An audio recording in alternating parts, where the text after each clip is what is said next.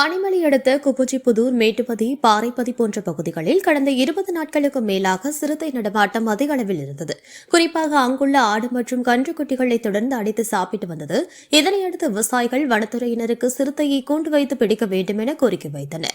இவர்களின் கோரிக்கையை ஏற்று 3 இடங்களில் கூண்டு வைத்து இரவும் பகலாக சுழற்சி முறையில் வனத்துறையினர் கண்காணிப்பு பணியில் ஈடுபட்டு வந்தனர். இந்நிலையில் நேற்று இரவு பாறைப்பதி அருகே உள்ள ஒரு கூட்டில் வைக்கப்பட்டிருந்த இறைச்சியை சாப்பிட சென்ற சிறுத்தை கூண்டு மாட்டிக்கொண்டது. இதனையடுத்து அங்கு விரைந்து வந்த வனத்துறையினர் கூண்டில் அகப்பட்ட சிறுத்தைக்கு வன கால்நடை மருத்துவர் மூலம் மயக்க ஊசி செலுத்தப்பட்டு டாப் ஸ்லிப் அருகே உள்ள யானைக்குத்தி பகுதி மற்றும் சோலை பகுதிக்கு கொண்டு வந்து அங்குள்ள அடர்ந்த வனப்பகுதியில் பத்திரமாக நள்ளிரவில் விடுபட்டனர். மேலும் பொதுமக்களை அச்சுறுத்தி வந்த சிறுத்தை கூண்டில் அகப்பட்டு அடர்ந்த வனப்பகுதியில் விடுபட்டுள்ளதால் பகுதியை சேர்ந்த மக்கள் மற்றும் விவசாயிகள் மகிழ்ச்சி அடைந்துள்ளனர்.